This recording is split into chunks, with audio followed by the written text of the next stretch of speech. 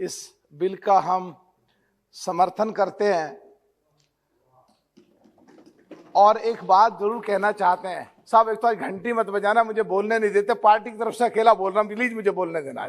जितना टाइम है कि कांग्रेसी हमारे रंजन साहब अभी बोल रहे थे और आईएएस और आईपीएस ऑफिसरों का पूरे देश से ट्रांसफर करके बढ़िया लोगों को अगर छांट के और देश हित में और जहां आज देश को जरूरत है और जो पिछले 70 सालों से वहां हक छीना गया दलितों का, गरीबों का, मजलूमों का, पिछड़ों का, आज अगर उनका हक दिलाने के लिए हमारे माननीय गृह मंत्री जी इस बिल को लेके आए हैं कि देश के बढ़िया ऑफिसरों को वहां लगाया जाए, उस पे भी इन्हें दिक्कत हो रही है। समझ नहीं आता इनको हो क्या गया है।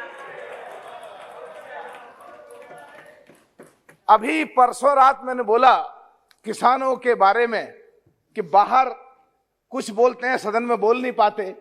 उसके बाद में राहुल गांधी जी आए तो सही और बोल के प्रोफेसरों की तरह हम लोगों को स्टूडेंट समझ के चले गए।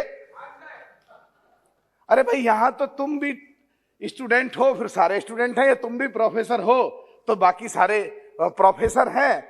तो सुनो और समझो और बढ़िया सरकार का विपक्ष की भूमिका अदा करो। और ये बहुत ही ऐसी बात है, आज माननीय वित्त मंत्री जी बोल करके गई हैं कि कांग्रेस पे विपक्ष की भूमिका अदा नहीं करी जा रही है। मुझे लगता नहीं है, फिर ऐसे में भी सदन में ना बैठे जो मुख्य रूप से विपक्ष हो। अपने आप तो कमजोर कर ही रहे हैं, हम भी विपक्ष में आते हैं, हमें भी मार रहे हैं, हमारी भी बदनामी हो रही है। बहुत शर्म की बात है।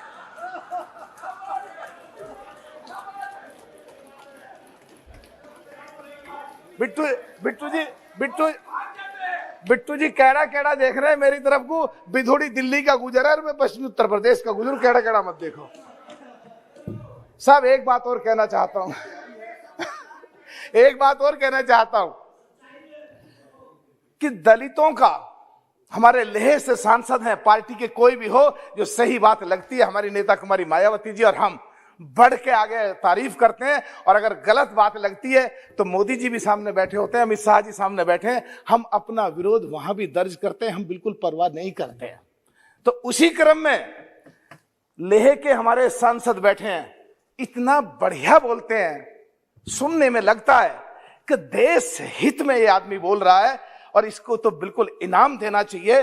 गरीबों के हित में ये आदमी बोलता है, दलितों के हित में ये आदमी बोलता है, पिछड़ों के हित में ये आदमी बोलता है। और जो 370 के समय जब देश में तूफान आया था, अमित शाह जी ने जब गुजर बकरवाल के बारे में, गुजरों के बारे में, जम्मू कश्मीर के बारे में जब बोला था, उसकी अभी 3 दिन पहले मैं इनकी स्पीच सुन रहा था, गुजर बकरवाल के बारे में बोला, गुजर समुदाय के बारे में बोला, तो मुझे लगा कि गुजरों का भी और पिछड़ों का भी अब देश में और जम्मू कश्मीर में जो आजादी से 1947 से अब तक हक छीना जा रहा था, अब उनका हक मिलेगा, गुजरों को भी उनका हक मिलेगा। गुजर बकरवाल हमारे सतपाल जी सामने बैठे हैं, हमारे बिल्कुल साथी भी हैं, भाई भी हैं, बड़े हैं, कमिश्नर रहे बंबई पुलिस में हमारी, ये दोनों मेरठ में हमारी लोकसभा भी मिलती है, इनकी लोकसभा भी मिलती है, इनकी विधानसभा एक मेरठ में है, मेरी भी एक विधानसभा मेरठ में है। भाई आपसे सारी बात करी आपने, हमें सतपाल जी जब गृह मंत्री जी गुजरों के बारे में बोल सकते हैं, कश्मीर के, हम जाटों के बारे में हमेशा, यादवों के पाल सैनिक कश्यप के बारे में बढ़ चढ़ के बोलते हैं। 29.4% गुजर बकरवाल हैं जम्मू कश्मीर में। एक शब्द कह देते पूरे देश में गुजर तो आपके साथ हो जाते। हमें भी बढ़िया लगता, हम जाटों की बात बोलते हैं, हमारे लिए भी किसी ने कोई बात बोली है, बोलेंगे thank you very much, thank you very much बोलेंगे। तो हम जैसे बीजेपी के सांसद चाहे जैसे उनकी तारीफ कर रहे हैं खुल करके, ऐसे हम भी चाहते हैं कि सतपाल जी कुछ बोलते। सब वहां पे सब thank you very much. Satpal ji ने खड़े होकर के गुजरों का समर्थन करा, थैंक यू वेरी मच। सब एक बात हम कहना चाहते हैं, हम एक बात और कहना चाहते हैं कि कुमारी बहन मायावती जी दलितों की, शोषितों की, गरीबों की लड़ाई हमेशा लड़ती रही हैं और कांग्रेस दलितों के नाम पे ढोंग करके और उत्तर प्रदेश के गरीब घरों में राहुल गांधी जी, प्रियंका गांधी जी जाके खाना खा के दलितों को खुश करना चाहते हैं, और यहां जम्मू कश्मीर के मुद्दे पे आके जो दलितों के हक जो 1947 से नहीं मिला, उनको अगर हक दिलाना सरकार चाहती है, फिर भी विरोध कर रहे हैं, तो एडमिट करो कि तुम दलितों के, गरीबों के, मजलूमों के, कमजोरों के, पिछड़ों के खिलाफ हो या फेवर में हो, ये फैसला करो पहले, फिर विरोध करो। तुम्हारा किसी भी बिल पे जम्मू कश्मीर से संबंधित अगर तुम लोग खड़े होकर के यहां पे विरोध करते हो,